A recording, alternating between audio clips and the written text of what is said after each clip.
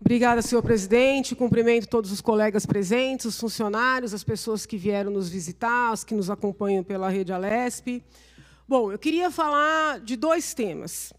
Tema número 1, a votação das contas ontem. Gostaria de justificar à população o meu voto não à aprovação das contas.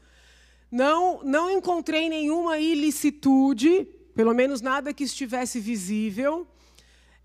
Porém, comungo do entendimento do Ministério Público de Contas e do próprio Tribunal de Contas do Estado e dos votos divergentes que foram apresentados nas várias comissões, comungo do entendimento de que as isenções tributárias não podem seguir sendo realizadas de maneira sigilosa.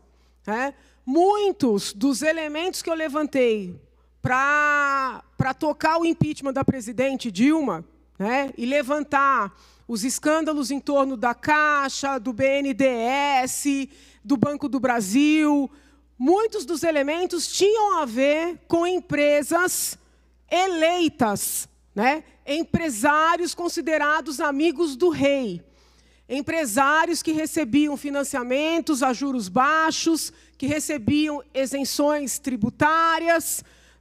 Se eu não pude compactuar com isso acontecendo na esfera federal, como é que eu posso compactuar com uma situação que nós não conseguimos nem saber se isso acontece na esfera estadual? Estão compreendendo? Então, eu não votei não por ter constatado alguma ilicitude nas contas dos governadores anteriores. Eu votei não porque eu quero que fique registrado que eu não aceito esse sigilo em torno dos benefícios fiscais conferidos a empresas, porque nós não podemos permitir que ocorra no âmbito estadual o que ocorreu por anos no âmbito federal. Eu não vou falar o nome das empresas, mas todo mundo sabe quais são. O Brasil não tem um capitalismo ainda.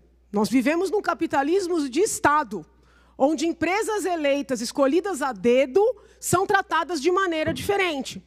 Então, eu não pude ficar calada diante desse quadro com relação à esfera federal. Não posso permitir que não tenhamos sequer condições de aferir se isso acontece no âmbito estadual. Então, isso com relação às contas. É este o motivo, e apenas este motivo, para o meu voto não às contas dos governadores. E se não mudar esse sistema, muito provavelmente, no final do ano, votarei não às contas do governo atual também. Não é implicância partidária, não é implicância pessoal, é porque eu entendo que a transparência é um princípio que precisa ser cultivado. E se a casa não dá o sinal, tudo segue como sempre foi. Uma outra situação que está me preocupando muito.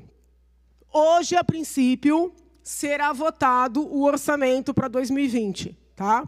Por que eu digo a princípio? Porque houve uma reunião excepcional, extraordinária de líderes, onde ficou ajustado que seria construída uma emenda aglutinativa para fazer ajustes na LOA que veio para esta casa. São praticamente 15h e ninguém, e eu estou falando com colega por colega, ninguém teve acesso a esse texto. Eu pergunto, uma das votações mais importantes do Estado, como é que nós vamos analisar devidamente um texto para poder votar no mesmo dia? É absolutamente impossível. É absolutamente impossível. Então, fica aqui, esse primeiro alerta. Em segundo lugar, talvez eu tenha que voltar, eu vou me inscrever novamente para falar sobre o problema das regras.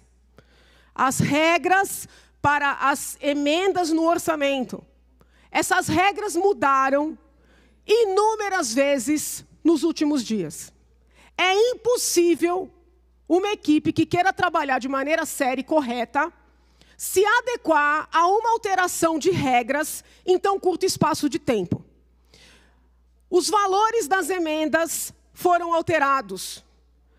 As alíneas das emendas foram alteradas.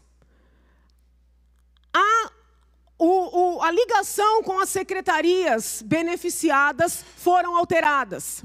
Eu vou precisar de mais tempo, mas eu vou me inscrever e vou voltar para falar sobre isso, porque tem a ver com a votação de hoje. Obrigada, senhor presidente.